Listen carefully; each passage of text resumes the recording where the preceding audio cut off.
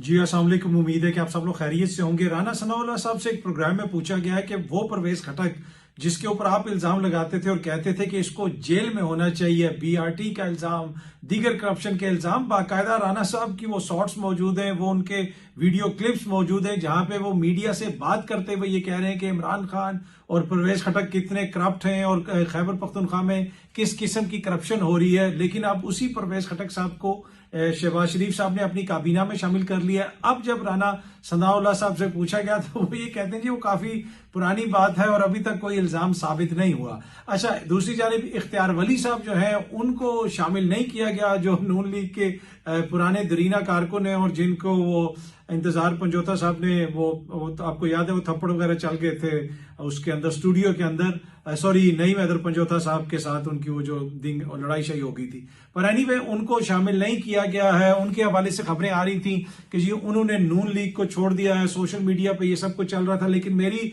इतलात है कि अभी तक उन्होंने नून लीग को नहीं छोड़ा, वो नून लीग के अंदर ही हैं और शायद वो चाहते हैं कि मजीद उनकी नून लीग तसल्ली करवाए और उससे पहले वो नहीं छोड़ेंगे।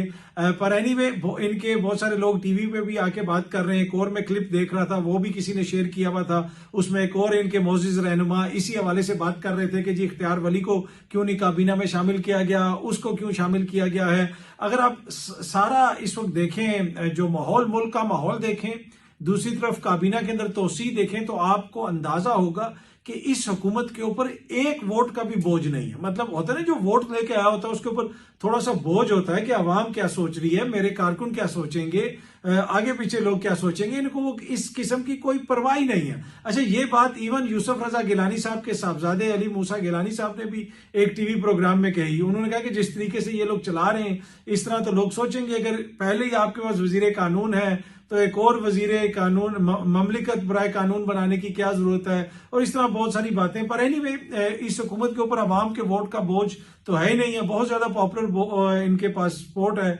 और बहुत बड़े वोट के साथ ये आए हुए हैं, तो इस वजह से अवाम का वोट कोई ज्यादा मैटर नहीं करता। पर सबसे इंटरेस्टिंग कमेंट इसके ऊपर फवाद चौधरी साहब ने किया। फवाद चौधरी साहब ने वो एक क्लिप किसी ने लगाया हुआ था और उस पर यह बहस हो रही थी कि वो काबीना में शामिल हो गया, वो हो गया, वो क्यों नहीं हुआ, काबीना में तोसी क्यों की गई, ये कैसे हुआ, वो ऐसे हुआ। उस पर फवाद चौधरी साहब ने लिखा हुआ है, जनाब के नून लीग वाले काबीना की तोसी पर ऐसे बहस कर रहे हैं जैसे काबीना शहबाज शरीफ या नवाज शरीफ ने बनानी थी। आप लोग मुंतखब नहीं हुए, नौकरी पर हैं, अपनी पोजीशन के मुताबिक गुफ्तगू करें। उन्होंने कहा जी आपकी ये नौकरी है, आपकी ये हुकूमत नहीं है, अपनी पोजीशन के मुताबिक गुफ्तगू करें। अब हमारा फवाद चौधरी साहब से इसके ऊपर एग्री करना जरूरी नहीं है, वैसे हमें उनका जो कमेंट थोड़ा सा विटी लगा, इंटरेस्टिंग लगा, तो वो हम आपके साथ शेयर कर रहे हैं। वजीर आजम साहब तो यकीनन बाइख्तियार हैं। वो हुकूमत जिसके ऊपर इल्जाम लगता है कि ये इनके पास सिर्फ 17 सीटें हैं, वो नून लीग कि इनके ऊपर इल्जाम लगाया जाता है कि जी मुबैना तौर पे ये सिर्फ 17 सीटें जीते हैं, लेकिन वो इल्जाम लगाने वालों को भी कैसे मुंह की खानी पड़ी है कि जिनके ऊपर 17 सीटों का इल्जाम था उन्होंने 50 तो वजीर बना दिए हैं। तो भाई ये अवामी मैंडेट से ही आए तो फिर ऐसा होता है ना। पर इख्तियार वली साहब वाला जो मामला है वो मुझे लगता है कि इख्तियार वली को इस दफा भी कुछ नहीं मिलेगा। उनको जो कुछ मिलना था वो नईम हैदर पंजोता से ही मिला है, जो उस दिन प्रोग्राम के अंदर जो भी वहां पे जो कुछ भी हुआ। पर एनीवे एक और खबर वो भी बड़ी इंपॉर्टेंट है। ऐवान सदर ने हुकूमत से 1 साला कारकर्दगी की रिपोर्ट मांग ली है, क्योंकि सदर साहब ने वो पार्लियामेंट के मुश्तरका इजलास से खिताब करना है, तो वो वहां पे हुकूमत की कारकर्दगी बताएंगे। हुकूमत की लंबी कारकर्दगी है मेरे ख्याल में, इसी वजह से सदर साहब पहले मंगवाना चाहते हैं ताकि बताया जाए कि हुकूमत ने कितनी तरक्की की है और तरक्की के कौन कौन से झंडे गाड़े हैं, प्राइवेटाइजेशन में क्या किया है, इन्वेस्टमेंट में क्या किया है। प्राइवेटाइजेशन से याद आया, वो जो पीआईए इन्होंने प्राइवेटाइज करनी थी, वो पीआईए बिकी तो नहीं, लेकिन उसके लिए जो इन्होंने फाइनेंशियल एडवाइजर रखा हुआ था उसको 1 अरब से ज्यादा की रकम अदा की गई है और ये डॉलर्स में अदा की गई है। इससे आप अंदाजा लगा लें कि पीआईए बिकी नहीं, लेकिन फाइनेंशियल एडवाइजर को पैसे देने पड़ गए हैं हुकूमत को। इससे ज्यादा और कौन सी कारकर्दगी अब सदर जरदारी साहब मांग रहे हैं। अगर सदर जरदारी साहब को भी हुकूमत की कारकर्दगी का नहीं पता तो मेरे ख्याल में ये तो बहुत बड़ा अलमिया है। वो सदर जिसको नामुकम्मल पार्लियामेंट से मुंतखब करवा के जनाब ऐवान सदर भेज दिया इस हुकूमत ने, इससे और बड़ी कोई कारकर्दगी हो सकती है। वो सेनेट जो नामुकम्मल है, वहां पे चेयरमैन सेनेट पीपल्स पार्टी का आ गया है, इससे बड़ी और कोई कारकर्दगी हो सकती है, तो मेरे ख्याल में सदर साहब को खुद देखना चाहिए, ख्याल करना चाहिए। हुकूमत से क्यों पूछ रहे हैं? बताएं, आके उनको बताएं, अगर आपको हुकूमत की कारकर्दगी देखनी है तो ये मुझ में देखें, अगर मुझ में नजर नहीं आ रही तो खातून अव्वल मेरी साहिबजादी में देखें, जो हर बाहर से आने वाले बादशाह से या सदर से या शहजादे से मुलाकात करती हैं ऑफिशियल कैपेसिटी के अंदर। अगर उसके अंदर भी समझ नहीं आ रही तो इस वक्त जो मुल्क की मैशत की हालत है उसके अंदर आपको समझ आ जाएगी। अगर उसमें समझ नहीं आ रही तो PIA जिस तरीके से बेची गई उसके अंदर देख लें। एनीवे बहुत सारे ऐसे मामलात हैं, इंसाफ के मामलात हैं, दीगर मामलात हैं जिसके अंदर इस हुकूमत की कारकर्दगी आपको, जिसे कहते हैं ना, चीख चीख के अपनी तरफ बुला रही है कि आए मुझे देखें, मैं हूं हुकूमत की कारकर्दगी। अब सदर साहब को तो नजर उस तरह नहीं आनी है, लेकिन बाकी दुनिया को नजर काफी हद तक वो आ रही है।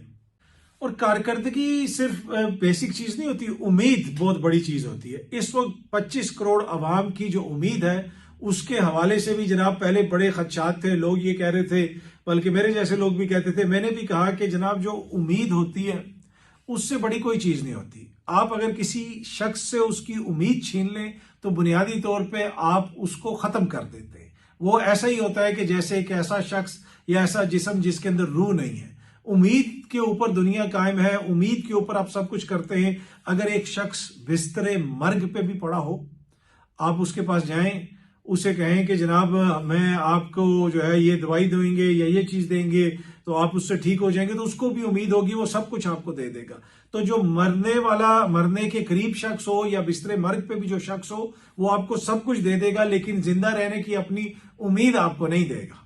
तो इस हुकूमत का कारनामा यह है कि इनकी ख्वाहिश लगती ऐसी है कि आवाम से वो उम्मीद ले लेनी है कि ना तुम्हें अदालत से इंसाफ मिलेगा, ना तुम्हें बैलेट बॉक्स के जरिए इंसाफ मिलेगा, ना तुम्हारी जमहूरियत के जरिए तुम्हें इंसाफ मिलेगा। तो इसमें इन सब का बड़ा कलीदी किरदार है। जो इन पे इल्जाम लगता है कि इन्होंने बुनियादी तौर पे लोगों के ख्वाबों के ऊपर डाका मारा है, लोगों की उम्मीदों के ऊपर डाका मारा है और उसको एक तरह से खत्म करने की कोशिश की है। अब ये तो मुखालफिन की तनकीद है, असल बात तो अभी मैं आपको बताने लगा। असल चीज ये है कि 25 करोड़ अवाम की जो उम्मीद है वो अब हमें पता चल गई है कि वो उम्मीद है कहां पे। वो समझ नहीं आ रही थी कि जी किधर है, उम्मीद नहीं है, उम्मीद नहीं है, लोग ऐसे ही कहते रहते थे। अब हमारे भाई अता तारड़ साहब ने कहा है कि शहबाज शरीफ सिर्फ वजीर आजम नहीं बल्कि 24 करोड़ पाकिस्तानियों की उम्मीद है। अब आपकी भी उम्मीद जागी होगी। इस तरह अब आपको समझ आया होगा कि जनाब वो क्यों सब लोग मायूस फील कर रहे थे, उनको समझ ही नहीं आ रही थी। अब ये तारड़ साहब ने बता दिया है। तो बुनियादी तौर पे पाकिस्तान की आवाम की अब वाहिद जो उम्मीद है वो कौन है? वो शहबाज शरीफ साहब है। अच्छा जी, मीरपुर आजाद कश्मीर में मैं देख रहा था कि एक मुजाहरा भी हो रहा है। वहां पे कोई केस है, ओवरसीज कोई पाकिस्तानी है, ब्रिटिश निजात पाकिस्तानी, उनकी प्रॉपर्टी पे कब्जा है और वो खातून कब्जा छुड़वाने आई हैं और उनसे वहां पे इंतजामिया ने हरासगी का कोई मामला हुआ है जिसमें एक पुलिस अफसर और एक जुडिशल अफसर के ऊपर इल्जामात लग रहे हैं। शायद कोई गिरफ्तारी भी हुई है और काफी अनरेस्ट हो रहा है इसकी वजह से और काफी ज्यादा वहां पे कम्युनिटी के अंदर गम गुस्सा भी है। अब इसमें दो चीजें हैं, एक तो ये कि पाकिस्तान के अंदर वो इदारे जिन्होंने इंसाफ फराम करना है वहां पे क्या खातून जाते हुए अपने आप को महफूज समझती है। ये जो केस है इसकी भी बड़ी इंट्रीगिंग किस्म की तफसीलात हैं, वो इस वक्त मैं शेयर नहीं करना चाहता, लेकिन ओवरऑल जर्नल में बात करना चाहता हूं। क्या इस वक्त पूरे पाकिस्तान के अंदर किसी, आप सिंध देख लें, सिंध में तो जमहूरियत है, बाकी तो जमहूरियत उस तरह नहीं है। सिंध में तो आपको पता है भुट्टो साहब की जमहूरियत है। पूरे सिंध के अंदर कोई ऐसा थाना है कि जहां पे रात को अकेली औरत चली जाए और खुद को महफूज समझे? अब ये सोचने वाली चीज है ना। हम मुसलमान भी हैं, हम पाकिस्तानी भी हैं, हम जोरी ताकत भी हैं, हम बड़े बेहतरीन लोग भी हैं, हम जिंदा कौम भी हैं, लेकिन कहीं ना कहीं हमारे मसाइल है ना। जो कानून नाफिज करने वाले इदारे होते हैं तो उन्होंने तो तहफ़्फ़ुज़ देना होता है। अगर वहां पे जाके आपको इस किस्म के हालात का सामना करना पड़ रहा है और इस किस्म के इल्जामात लग रहे हैं तो ये बड़ी परेशान कुन चीज है। पर एनीवे इसके ऊपर वो ये कह रहे हैं कि अब हुकाम ने नोटिस वगैरह लिया हुआ है और मामला आगे बढ़ेगा। इसमें दो इश्यूज हैं, एक तो ख्वातीन की प्रोटेक्शन का इशू है, दूसरे जो ओवरसीज पाकिस्तानी हैं जो पाकिस्तान में इन्वेस्ट करते हैं उनका भी मसला है। वो पाकिस्तान में प्रॉपर्टीज लेते हैं, उनकी प्रॉपर्टीज पे कब्जा हो जाता है और बहुत सारे ऐसे ओवरसीज पाकिस्तानी हैं जो जाती तौर पे जिनकी फाइल्स, जिनकी चीजें वो मुझे भेजते हैं कि यार हमारा ये इशू है, हमारा वो इशू है, पर मैं अब कंफर्म तो नहीं कर सकता कि उधर जाके दूसरी पार्टी का क्या मौकिफ है, तो वो उसके ऊपर हम ज्यादा बात नहीं करते। लेकिन हुकूमत को इस पे देखने की जरूरत है। बार बार कहा जाता है कि जी इस मसले को हल किया जाएगा। और इसी वजह से फिर जो ओवरसीज पाकिस्तानी हैं वो बहरिया टाउन जैसी सोसाइटीज के अंदर, जो दीगर सिक्योर सोसाइटीज हैं उनके अंदर इन्वेस्टमेंट करती हैं। वो इस किस्म की सोसाइटीज में आके कोई प्लॉट खरीद लिया, कोई बिल्डिंग खरीद ली, उनको पता है कि यहाँ पे कब्जा नहीं होगा।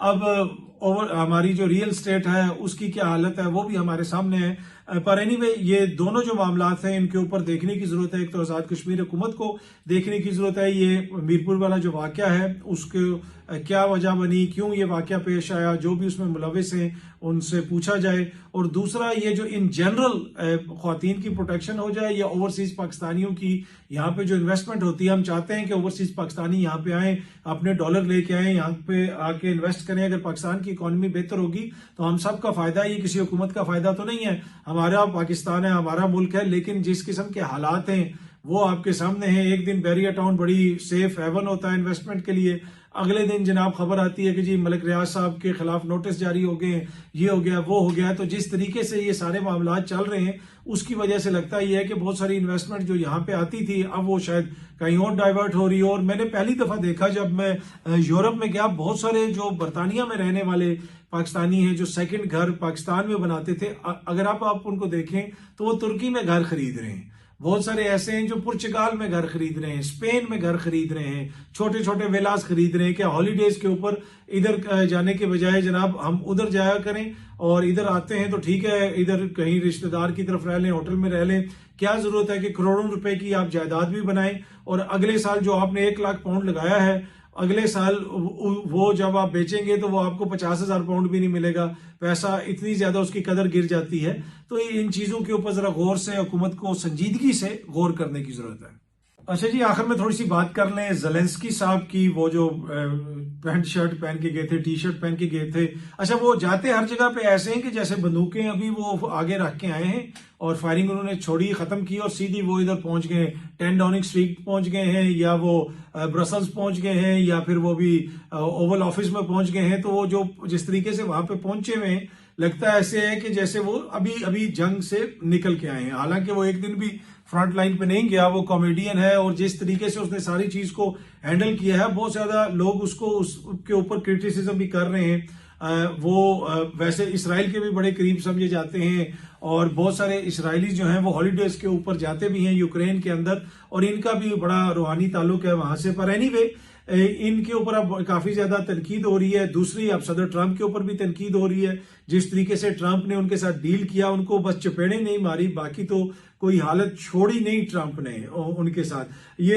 एक मतलब कि सफारती सतह पे इससे ज्यादा किसी की सुबकी नहीं हो सकती, इससे ज्यादा किसी के साथ नारवा सलूक नहीं हो सकता जो ज़ेलेंस्की साहब के साथ किया गया। अच्छा, अब इसमें 2 इश्यूज हैं। एक तो ये सामने आप तस्वीर देख सकते हैं, ये ज़ेलेंस्की की जो है ना वहां पे एम्बेसडर है, यूक्रेन की एम्बेसडर हैं, और ये जिस तरह बैठी हुई इनको पता चल गया कि भाई अब मामलात बड़े गड़बड़ होंगे। दूसरा इशू ये है कि जो वहां पे मीडिया है और जो कुछ साइट्स हैं और जो प्रो ट्रंप लोग हैं वो ये रिपोर्ट कर रहे हैं, और ट्रंप का ये ख्यालात कहे जा रहे हैं कि ट्रंप का ये मानना है कि ज़ेलेंस्की को हमारे जो अपनी लेफ्ट के लोग हैं, दीगर लोग हैं जो मेरे मुखालफिन हैं, उन्होंने इसको पंप कराया कि जनाब आप जाके उनके सामने हकाइक रखें, ये रखें वो रखें, और जो मेरी इस्टेब्लिशमेंट है और डीप स्टेट है वो शायद कुछ मामलात के ऊपर मेरे साथ एक पेज के ऊपर नहीं है। ट्रंप का भी ये ख्याल है और वो इस चीज का बरमला अपनी इलेक्शन कैंपेन के अंदर भी इजहार करते रहे। बल्कि कल तो जेडी वैंस ने कहा भी कि भाई तुम तो अपोजिशन के लिए वहां पे वोट मांगते रहे हो। पर जो कुछ भी हुआ है मेरे ख्याल में अनप्रेसिडेंटेड हुआ है, और ये कोई आज से नहीं शुरू हुआ। अगेन ये जो बड़ा कॉम्प्लिकेटेड चीज है। यूक्रेन के हवाले से कहा जा रहा है कि जी यूक्रेन ने अपने न्यूक्लियर वेपन्स गिव अप किए, उसने सिक्योरिटी अपनी मांगी, और बहुत सारे उसमें भी काफी एक लंबी डिटेल है कि उसको नेटो का हिस्सा बनाना था। दूसरी जानिब रूस के अपने तहफुजात हैं कि आप नेटो को लेके ईस्टर्न यूरोप तक आप पहुंच गए हैं, और फिर आपने पोलैंड के अंदर वो एक मिसाइल जो है वो शील्ड भी लगाने की बातें हो रही हैं, और कहा जा रहा है कि कुछ हद तक तो उन्होंने कुछ वहां पे मिसाइल वगैरह नष्ट भी कर दिए हैं अमेरिका ने। तो इस हवाले से रूस के भी तहफुजात हैं, और जिसके बीच में आखिर में आके ये माचो मैन बनने के चक्कर में ज़ेलेंस्की ने अपने मुल्क को इस हालत में पहुंचा दिया है। सदर ट्रंप की ख्वाहिश है कि फौरन इसके ऊपर सीज फायर हो और मामले को आगे बढ़ाया जाए। पर एनीवे उस मुलाकात के बाद ज़ेलेंस्की साहब को कहा गया कि आप फारिग हैं, आप जाएं यहां से। सदर ट्रंप ने अब आपसे मुलाकात नहीं करनी। अब आगे इसका क्या नतीजा निकलेगा, मेरे ख्याल में अब यकीनन पुतिन को भी एक बड़ा हौसला मिलेगा कि जी अमेरिका से ये जलील हो क्या है। बल्कि रशियन ऑफिशियल्स को बाकायदा वेस्टर्न मीडिया ने कोट किया है कि सदर ट्रंप की बड़ी हिम्मत है कि उसने इसको चपेट नहीं मारी। लिटरली मैं ये आपको बता रहा हूं, वेस्टर्न मीडिया कोट कर रहा है कि जो रूसी हुकाम वो ये कह रहे हैं कि सदर ट्रंप ने बड़ी रिस्ट्रेंट का मुजाहरा किया है, बड़े तहम्मुल का मुजाहरा किया है, इसको तो चपेड़े मारनी चाहिए थी। तो ये इसकी जो पर्सनैलिटी है ज़ेलेंस्की की वो भी कोई अजीब सी है, और जो ट्रंप हैं वो उनकी जो पर्सनैलिटी है वो भी इंतहाई गैर रवायती किस्म के सियासतदान है। जिस तरह की उन्होंने बातें की और आगे से ज़ेलेंस्की साहब भी जो पहन के वहां पे पहुंचे हुए थे और जिस तरह बिहेव कर रहे थे उसके ऊपर भी तहफुजात हैं। पर एनीवे वो जो एलन मस्क है वो तो भी टोपी पहन के मेरी तरह और कभी जो है टी शर्ट पहन के पहुंचा होता है ओवल ऑफिस में भी और हर जगह पे भी अमेरिका के प्रेसिडेंट के पास, और उनके साथ बैठा हुआ प्रेस कॉन्फ्रेंस वगैरह भी कर रहा होता है। तो उसके ऊपर तो किसी को कोई एतराज नहीं। मेन इशू ये है कि जो पैसा लग रहा है वहां पे ट्रंप ये फील करते हैं कि पैसा हमारा लग रहा है, और नेटो के जो बहुत सारे ममालिक हैं उनसे रिचर्ड ग्रैनल ने 2014 में ये सबको मनवाया था कि आप अपने जीडीपी का 2% लगाएंगे, लेकिन अभी भी बहुत सारे ममालिक जीडीपी का 2% नहीं लगा रहे। कोई 1.3 लगा रहा है, कोई क्या लगा रहा है। और ज़ेलेंस्की के हक में जो लोग बातें कर रहे हैं उनको भी रिचर्ड ग्रैनल कह रहा है कि भाई अपना दिफा मजबूत कर लें, आप फिर हम पे क्यों एनएसआर करते हैं। नेटो में आपने जो 2% करना था अपना जीडीपी का इन्वेस्ट, क्या वो आप इन्वेस्ट कर रहे हैं। तो वो रिचर्ड ग्रैनल साहब भी इस मसले को मुख्तलिफ जगहों पे उठा रहे हैं। पर गैर मामूली चीज है, ये गैर मामूली वाकया है, और इससे लगता ऐसे है कि ज़ेलेंस्की जो है उसने मिस कैलकुलेशन की है, और उसके जो अमेरिका के अंदर दोस्त हैं, अमेरिका के अंदर जो ट्रंप के मुखालफिन जो उसको बताते रहे हैं और जो कुछ कहते रहे हैं, मेरे ख्याल में वो कुछ ज्यादा ही उसने गौर से सुन लिया है, और जिसका शायद उसको अंदाजा नहीं था। अब कैसे इस मामले को रिपेयर करेंगे, मुझे इतनी जल्दी ये मामला रिपेयर होता हुआ नजर नहीं आ रहा। लेकिन end of the day Trump जो है वो एक बिजनेसमैन है, वो डील्स भी बिजनेसमैन की तरह करता है। अगर आप ट्रंप का तरीका कार्रवाई देखें ना, वो करता क्या है, ट्रंप शुरू बात करता है उस जगह से कि वो इतनी प्रोपोस्टरस लगती है, वो बात वो इतनी गैर मामूली लगती है कि यार ये इसने क्या कह दिया, ऐसे क्या हो, ऐसे कैसे हो सकता है। तो वो वहां से शुरू करता है और बीच में आके कहीं पे मनवा लेता है। जो बीच भी होती है वो भी इंतहाई गैर मामूली चीज होती है, लेकिन जहां से उसने शुरू किया होता है वो शुरू करता है कि कनाडा तो हमारी 51st स्टेट है, वो तो गवर्नर ट्रूडो, वो वहां से शुरू करता है और फिर आके बीच में कहीं मामला हल कर देता है। तो ट्रंप साहब पे जो है बिजनेसमैन है, अगर वो ज़ेलेंस्की के साथ कोई अच्छी डील हो गई और उन्होंने वो उनकी बात मान ली तो फिर वो शायद कोई ताल्लुकात रिपेयर हो जाए। अदरवाइज ज़ेलेंस्की का जो है मुझे लगता है कि थोड़ा सा मुश्किल होगा इस सारी चीज के अंदर उनका सरवाइव करना। बहुत जल्दी आप सब दोस्तों से दोबारा मुलाकात होगी। Thank you very much.